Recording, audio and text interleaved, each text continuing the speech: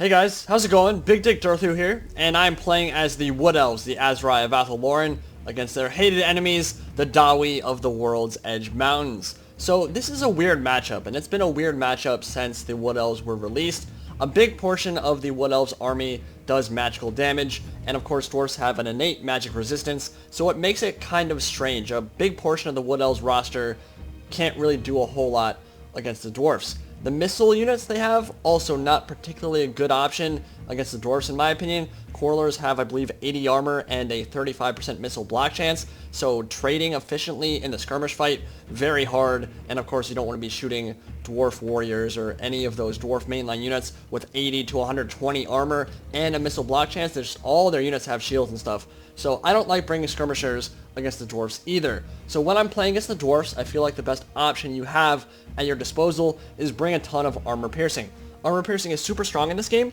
It just does a lot of damage. It's extremely good against armored units, as you would expect. And so I have a front line of Eternal Guard with shields. I have, I believe, one that doesn't have any shields, some Treekin, which do magical damage, but the reason I bring them, I have two of them in this battle, is because they're just pretty tanky. They're survivable, they can be buffed up by the Lore of Life very well, and they just tank out engagements and kind of soak up damage so that my very squishy 40 armor and below troops don't take a lot of damage. So these are the Wildwood Rangers. They have a 32 armor piercing damage value, very good against the Dwarfs, and so they're going to be my core and the majority of my damage against the Dawi.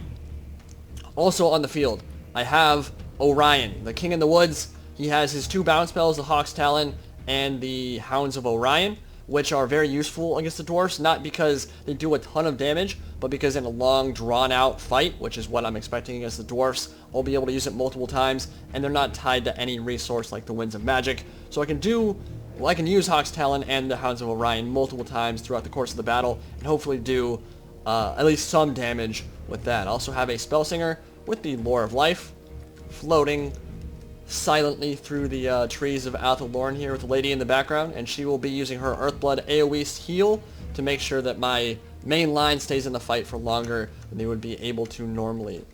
Definitely an important component of the Wood Elves armies, especially if you're going up against the Dwarfs. You need that kind of sustain to stay in melee for a while. Now across the way we have Ungrim Ironfist, the Slayer King, newly equipped with his bonus first large, 16 from the Axe of Dargo, and I believe 30 or 32 innate. No, I think it's 35. 35 innate bonus first large. So he's very good against Treekin and Tree Men and those kind of things. Also have the Warriors of Dragonfire Pass, which do flaming attacks and a bonus first infantry. We have some Quarrelers on the field as well, 3 of them. And the Grumbling Guard with their AoE fatigue resistance aura. Really amazing Regiment of Renown for the Dwarfs. I feel like every single build you'll ever see with the Dawi are going to be with these guys. They're just so incredibly good for the price. And the Dragonback Slayers, very good versus large units, of course, and it's just some regular Dwarf Warriors Grubbuds. Now, interestingly enough, he does have a Skyhammer Gyrobomber, which does an insane amount of damage with its bombs. Kind of a weird pick against the Wood Elves because it can get torn up by range fire, and because the Wood Elves aren't really known for getting super blobbed up, but I guess I can kind of see the logic here, right? Because the Wood Elves, in some cases, they do want to blob up against the Dwarfs because they want to make sure that they get as many units in the Earthblood AoE heal as possible. Normally, you don't really think of the Wood Elves being a blobby, grinded-out melee fest kind of faction, but in this case, I think my opponent was expecting me to do that, and in some ways, he's kind of right. I'm obviously going to try to avoid blobbing up, but Earthblood is way better when you can get a bunch of your units in the heal at the same time. So Skyhammer, very interesting. It can get killed by flyers very easily, but I don't have any. So we'll see if that ends up paying for itself. Ungrim Ironfist in the center, ready to charge up and do some damage to these Eternal Guard. Warriors of Dragonfire Pass going to soak up the charge of my Eternal Guard and the Treekin. And you'll notice the Treekin are actually going straight into the flaming attack units. This is a bit of a mistake. I do have Lore of Life to buff them up and make sure that they get healed early on and not take too much damage before they start losing models. But the fact that they're going directly into a flaming attack unit that does extra damage to them, not ideal. So that is a micro mistake on my part. Norgurling's Ironbreakers over here, charging into the Wildwood Rangers and the Eternal Guard. See how that engagement goes. And the Quarrelers are shooting into this flank that I'm trying to pull away. You'll see this group of units right here, I'm trying to pull away the Dragonback Slayers and the Grumbling Guard away from the main line so that my Wild Riders can then charge in from the rear and hopefully start taking out these Quarrelers and the range units. So it does mean I'm turning my flank and allowing the Quarrelers to shoot into the backs of my Eternal Guard, so I won't be getting that missile block chance, but that's okay if I can get the Wild Riders in quickly and do the damage required to get these Quarrelers off the field. Remember, they do have 80 armor and a missile block chance. 80 armor is a lot to cut through, so even for Wild Riders, which kill skirmishers very easily, not going to be super easy for me to kill those skirmishers. The Skyhammer, dropping some big bombs there. Killed 36 in a single bomb drop. Those were on not very damaged units whatsoever. That is the power of the Skyhammer. 36 kills in a single bomb drop. That is going to hurt my left flank tremendously. But with that said, the Wild Riders are in a great position to start doing some damage here. Bouncing forward on their stags. I'm going to charge directly into the Quarrelers. Do a lot of damage to them. And then actually slam into some of the Longbeards as well. But I need to get them out quickly. Quarrelers firing in. Very good target for my opponent. Low armor on the Wild Riders. Could drop very quickly. Not ideal for me. Backing it up with some Eternal Guard. And Orion is actually fighting Ungrim right now. We'll see if I can take down Ungrim pretty soon. But I believe Orion does count as a large unit. So he will be taking extra damage to the Slayer King here. Hawk's Talon going down on some of the Quarrelers. Doing a little bit of damage there. And Skyhammer looks like it's moving in for another run here. See what kind of damage it can do. He's being very patient with his bomb drops, which I think is really important. If you're going to invest so much money into a unit like that, you want to make sure it gets its worth. And so you want to make sure you're using it when the Wood Elves get very blobbed up. And in this case, I'm not at the moment, but I could be at some point later in this fight. So definitely smart to hold on to some of those bombs. Another charge from the Wild Riders into the front of the Dwarf Warriors. And the Quarrelers continue to skirmish them down. My cav is taking a lot of damage here. Only 12 kills. Haven't made a huge impact on the game. Definitely not ideal. But my armor piercing is doing a decent job on the front line. Another Skyhammer bomb going off, killed another 15 or so. I'm trying to dodge with my Wildwood Rangers and make sure they don't take more damage from these guys. That bomb is doing a ton of damage here. Spellsinger buffing up the Treekin. Still keeping them in the fight. Let's see how many models I've lost. Only 2 models so far, but only 4 kills. Those magic damage on the Treekin just not doing any damage to these dwarfs whatsoever. So that is a serious problem. But dwarf main line in the center at least is beginning to break. Wildwood Rangers with 69 kills. And then I can charge in here to the Quarrelers, surround them, and cut them to pieces, especially with Orion in here as well, leading the charge, jibbing a bunch of those dwarfs. He does, oh god. Oh, those bombs are doing so much damage to me. But Orion does cause terror, so I might be able to route this blob here, and if I can, I can collapse in on the left flank of the dwarfs. You can see Quarrelers routing, wavering, some shattering, and another good charge. Hounds of Orion going off from the King in the Woods. And a beautiful charge into these Quarrelers over here. Should be able to take them out. Murgling's Ironbreakers are holding it down, though. Against all this armor piercing, they're still holding the line very well. As you would expect, they have one of the highest HP pools in the entire game of any single entity unit, or single unit. Hawk's Talon going off, and I am finally starting to break through here, but the Dwarf Warriors, the Great Weapons, have come in to reinforce. Wild Riders still charging around, still trying to do what damage they can. Starting to rack up a few kills as well. But they took so much damage early on from the Quarrelers, it's a serious issue. Another big charge coming in into the back of those Dwarf Warriors. And see their HP drop here. A decent amount of damage. And Orion's in there, but he took a lot of damage from Ungrim, the Slayer King, which is a problem. I do have Lore of Life, of course, but don't have Regrowth, which is a much better single entity heal. So we'll see how many more heals I can get in this game. Balance bar shifting in the Dwarf's favor a little bit here. Another Hounds of Orion going off. But I am in his back lines, and I am killing these units off. I do expect them to rout pretty soon here. Another heal. This time on Orion. Going to be very important. Another Skyhammer bomb drop going off. Now the Wild Rider still looking for another rear charge opportunity. This time into the Dwarf Warriors Great Weapons. Nice charge. That's going to be important. But in the back here, my Spellsinger, who's running out of her magic at this point. She's casted a lot of Earthbloods this game already.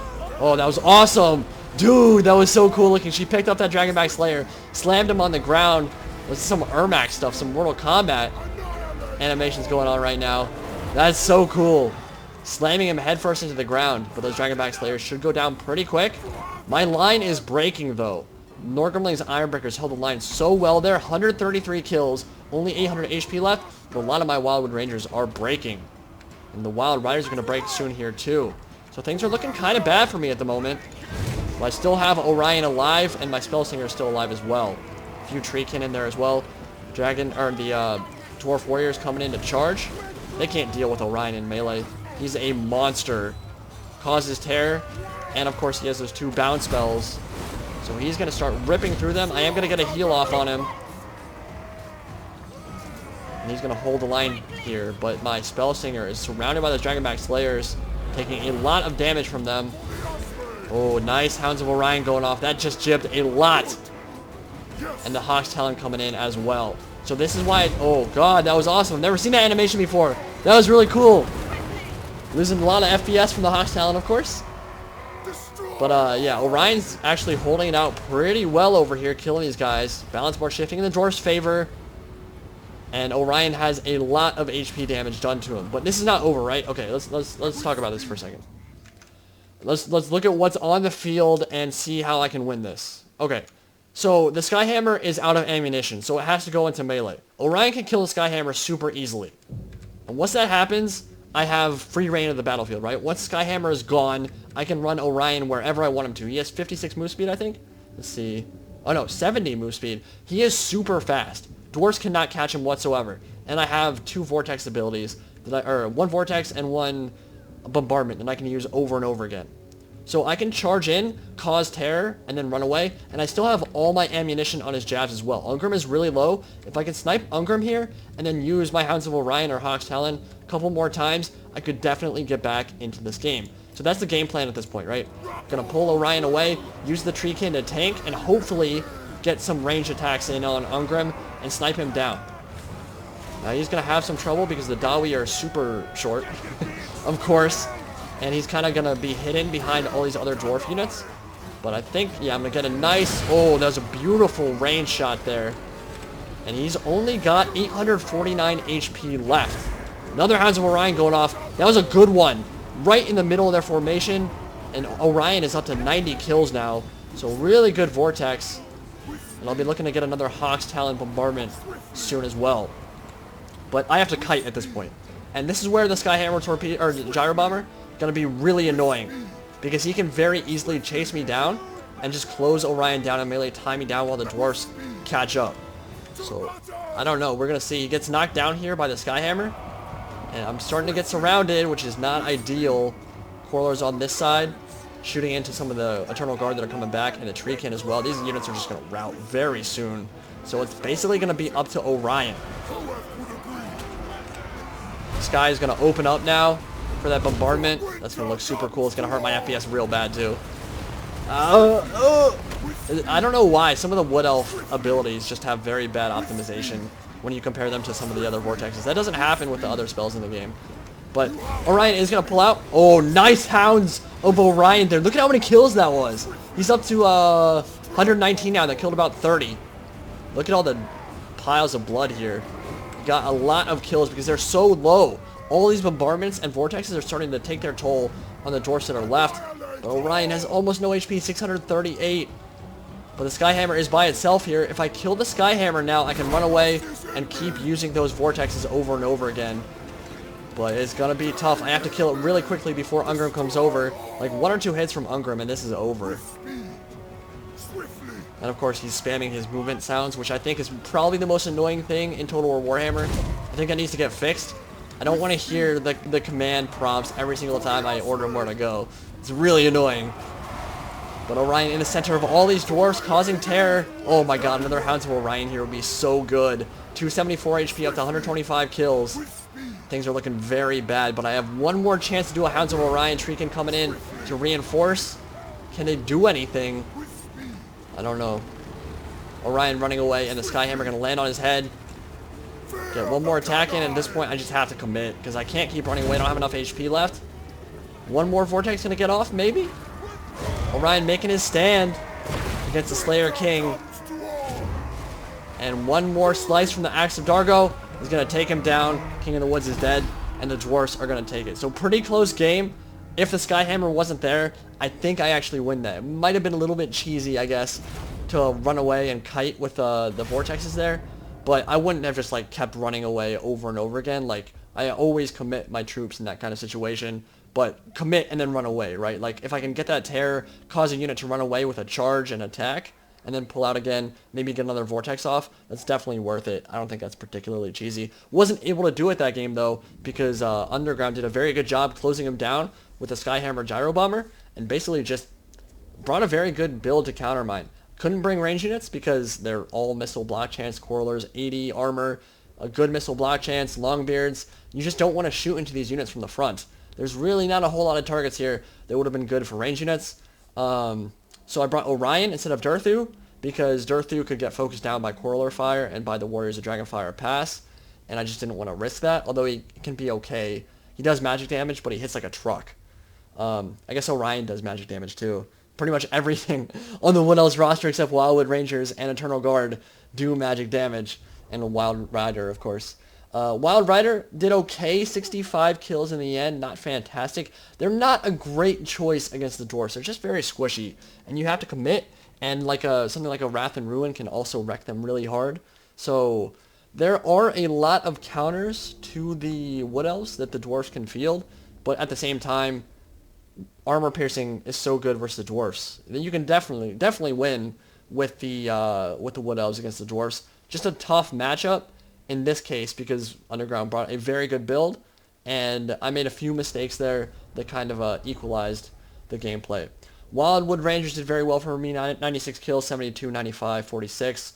Spellsinger healed up a bunch of my troops, and Orion, of course, carried the battle for me there. Could have won it for me. Ungrim was so close to dying, and if that happens, a terror route could have been an option there combined with one more vortex, but wasn't able to do it. Good game. Hope you guys enjoyed it, and I'll bring you some more content very soon. See you guys next time.